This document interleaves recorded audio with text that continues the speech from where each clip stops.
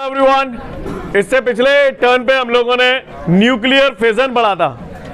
अच्छा ये बताओ, न्यूक्लियर फिजन में आप जो न्यूट्रॉनों की बमबारी कर रहे थे, काय पे कर रहे थे? यूरेनियम पे। मानव यू 235 पे आप न्यूट्रॉन्स की बमबारी कर रहे थे।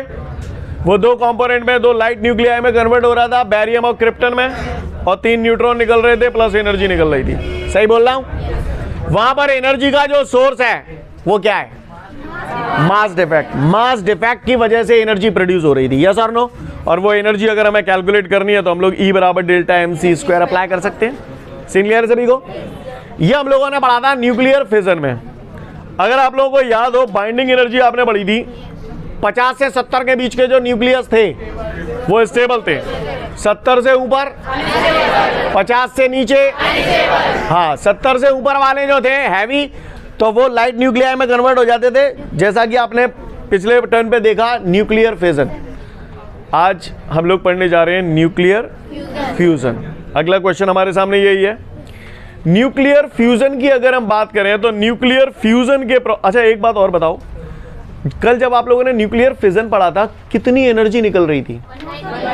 190 मिलियन इलेक्ट्रॉन वोल्ट, या अप्रॉक्सीमेटली मैं बोल सकता हूं 200 मिलियन इलेक्ट्रॉन वोल्ट। न्यूट्रॉन की बमबारी काय पे कर रहे थे? यूरेनियम कैसा एलिमेंट है?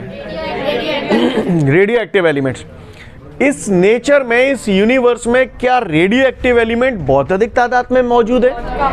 बहुत कम तादाद में मौजूद है। सही बोल रहा हूं? ये जो बोला आपको समझ में आया? यानी न्यूक्लियर फ्यूजन के प्रोसेस में आप लोग रेडियो एक्टिव एलिमेंट्स का यूज करते हैं, जो कि नेचर में अबंडेंस में नहीं है, बहुत ज्यादा नहीं है, बहुत कम क्वांटिटी में अवेलेबल है। क्लियर है? अब चलते हैं हम लोग न्यूक्लियर फ्यूजन प्रोसेस की तरफ। न्यूक्लियर फ्यूजन प्रोसेस में क्या होता है? दो लाइट न्यूक्लियाई आपस में एक दूसरे के साथ मिलते हैं और एनर्जी जनरेट होती है। कैसे होती है? गौर से देखिए। आप लोगों ने सुना होगा, केमिस्ट्री में बहुत पढ़ा होगा, ड्यूटेरियम बोलते हैं इसको। बोलो भैया, हाइड्रोजन के आइसोटोप होते हैं, ड्यूटेरियम, ट्रिटियम, यस और नो? तो ये ड्यूटेरियम और ये दूसरा ड्यूटेरियम, ये दोनों ड्यूटेरियम आपस में जब मिलते हैं, क्लियर? ये दोनों ड्यूटेरियम आपस में जब मिलते हैं तो ये बनाते हैं ट्रिटियम। क्या बनाते हैं? ट्रिटियम। चलो इस इक्वेशन को बैलेंस करते हैं। ट्रिटियम इसने बना दिया, यहाँ 1 और 1 2, यहाँ 1 आ रहा है, तो यहाँ क्या निकलना चाहिए? 1। 2 और 2 4, 3 आ रहा है, 1, यानी क्या निकल गया? हाइड्रोजन। यस और नो? इस पूरे प्रोसेस में जो एनर्जी मिलती है हमें, that is 4 million electron volt. कितनी एनर्जी मिलती है? 4 मिलियन इलेक्ट्रॉन। जब एक ड्यूटेरियम दूसरे ड्यूटेरियम के साथ मिलता है तो ट्रिटियम बनता है और हाइड्रोजन निकलता है, साथ साथ 4 मिलियन इलेक्ट्रॉन वोल्ट एनर्जी निकलती है। फिर उन्हीं में से ये जो ट्रिटियम है वो वापस एक और ड्यूटेरियम से रिएक्शन करता है और अल्फा पार्टिकल बना देता है। अल्फा पार्टिकल बोले तो हीलियम न्यूक्लियस, हीलियम न्यूक्लियस बोले तो ये रख दूं। बोले भैया चलो इसको बैलेंस करते हैं। 1 और 1 2, तो यहाँ भी 2, तो यहाँ क्या आएगा? 0। 2 और 3 5, 4 आ चुका है, 1, तो क्या बन गया? ये न्यूट्रॉन। इस पूरे प्रोसेस में जो एनर्जी निकलती है that is 17.6 million electron volt. तो टोटल कितनी एनर्जी निकली? 17.6 plus 4, 21.6 million electron volt energy निकलती है। सीन क्लियर है? थोड़ा सा यहां पर ध्यान देना। इस पूरे न्यूक्लियर फ्यूजन के प्रोसेस में कितने ड्यूटेरियम लग रहे हैं? 1 2 और 3। पहले 2 ड्यूटेरियम ने मिलकर ट्रिटियम बना दिया और फिर ट्रिटियम ने एक ड्यूटेरियम के साथ मिलकर अल्फा पार्टिकल बना दिया और न्यूट्रॉन निकला। सीन क्लियर है सभी को? यहां पर भी एनर्जी का सोर्स वही है, मास डिफेक्ट। क्लियर है? मास डिफेक्ट कैसे निकाल लेंगे, समझ में आता है? बोलो भैया, कौन से न्यूक्लियाई में से कौन से न्यूक्लियाई का मास घटाऊं? पेरेंट न्यूक्लियाई में से प्रोडक्ट न्यूक्लियाई का मास। क्लियर? जो कि हमारे यहाँ एनर्जी सोर्स का रीजन होता है। कितनी एनर्जी निकल रही है यहाँ पे? 21.6 मिलियन इलेक्ट्रॉन वोल्ट। वहां कितनी निकलती थी न्यूक्लियर फिजन में? 190 मिलियन इलेक्ट्रॉन वोल्ट। किसमें ज्यादा है? नहीं, इसमें ज्यादा है। अब सुनो, यहां पर लोचा है। वैसे अगर आप देख रहे हैं तो वहां 190 मिलियन इलेक्ट्रॉन वोल्ट, यहाँ 21.6 मिलियन इलेक्ट्रॉन वोल्ट। तो मुझे दिख रहा है कि भैया न्यूक्लियर फ्यूजन में बहुत कम निकल रही है, न्यूक्लियर फिजन में बहुत ज़्यादा है। लेकिन वास्तविकता में अगर सेम मास के लिए देखा जाए, जितना मास फिजन में ले रहे हो उतना ही मास अगर फ्यूजन में लोगे, तो ऐसी सिचुएशन में एनर्जी ज़्यादा जो पैदा होगी वो न्यूक्लियर फ्यूजन में। क्लियर?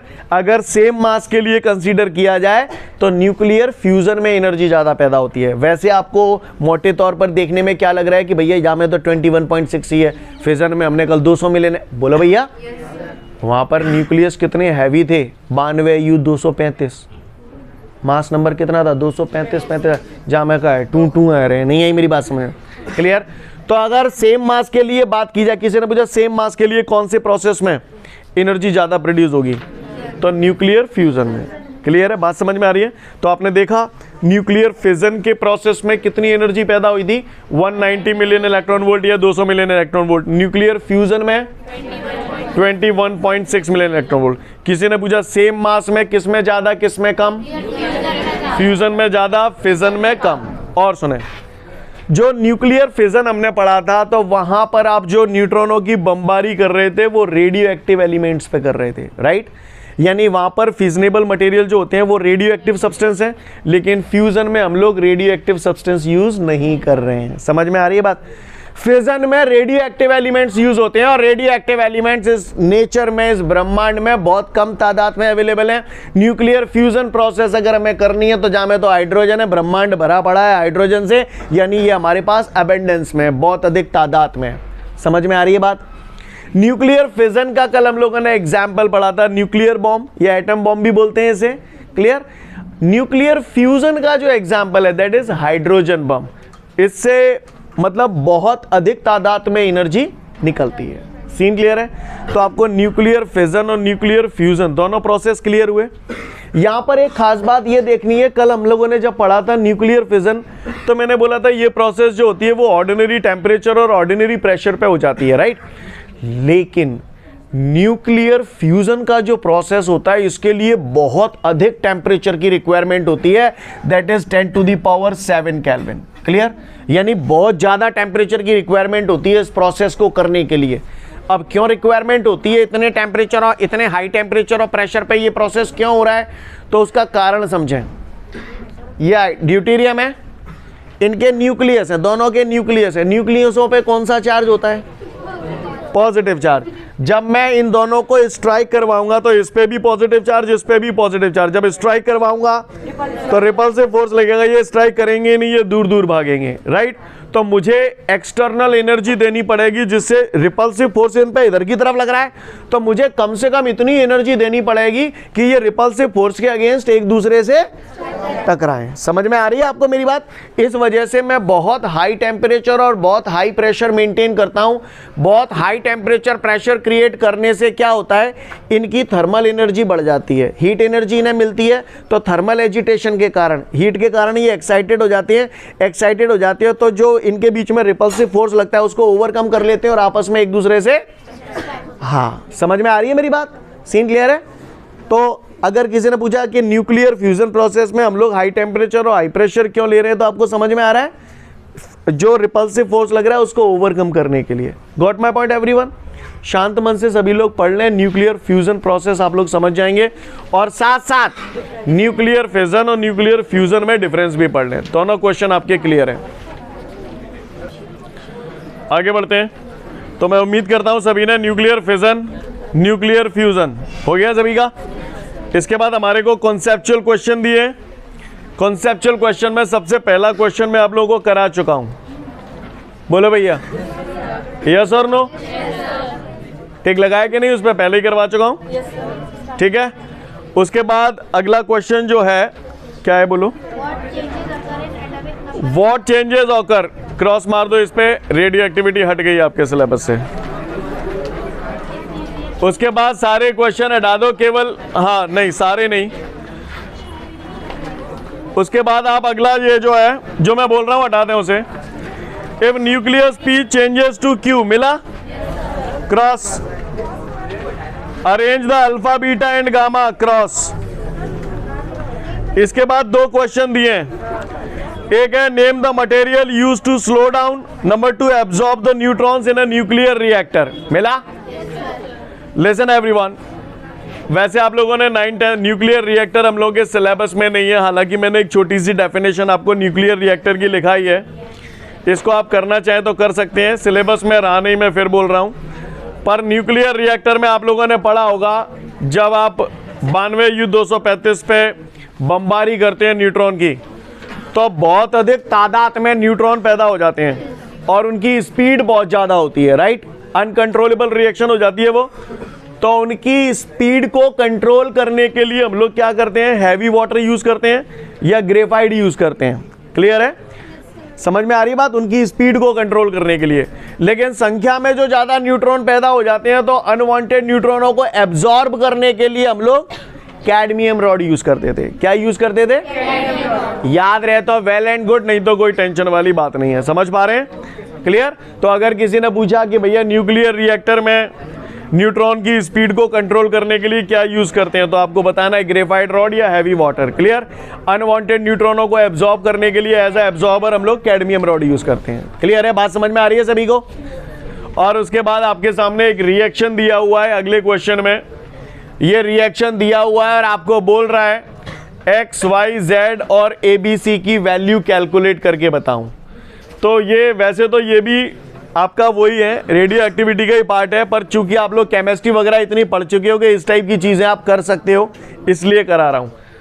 कार्बन कुछ नहीं करना, केवल इक्वेशन बैलेंस करनी है। आइए देखते हैं ये क्या है। बोरॉन, मेंडलीव की पैराडिक टेबल सुनिए। Hydrogen, helium, lithium, beryllium, boron. बताओ बोरॉन का एटॉमिक नंबर 5। तो इसका मतलब ये Y बराबर 5 आ गया, Y की वैल्यू। मास नंबर जो होता है वो एटॉमिक नंबर का अप्रोक्सीमेटली डबल होता है। तो बताओ Z कितना आ गया? 10। तो Z की वैल्यू आ गई आपकी 10। सीन क्लियर है? अब चलो इसको बैलेंस करते हैं। न्यू का मतलब यहाँ पर एनर्जी निकल रही है ये। तो अब बात आती है एक्स क्या है, ये हमें पता करना है। तो गौर से देखिए, ये 6, यहाँ 5 ये आ गया, तो बचा कितना? 1। और ये 11 है, 10 ये आ चुका है, तो इसका मतलब यहाँ क्या होगा? अब आप बताओ एक्स कौन सा एलिमेंट है? पता चल गया आपको, एक्स हाइड्रोजन है। यहाँ पर कहानी समझ में आ रही है सभी को। अब आते हैं इधर, यहाँ पर 6 और 6 12, ये हीलियम न्यूक्लियस है। हीलियम न्यूक्लियस में मैं जानता हूं, हीलियम न्यूक्लियस में एटॉमिक नंबर 2, मास नंबर 4, यानी B की वैल्यू 2 आ गई और C की वैल्यू 4 आ गई। अब इसे बैलेंस कर लो, 6 और 6 12, 2 आ चुके हैं, तो ये क्या है? 10। तो A की वैल्यू भी आ गई हमारी 10। क्या मैं उम्मीद करूं कि हम लोग समझ गए? कर सकते हैं बैलेंस। सीन क्लियर है? देख लो फटाफट। ठीक है, तो फिर आज के लिए पर्याप्त है, कल फिर मिलते हैं। Thank you everyone, have a great day to all of you guys. जय हिंद।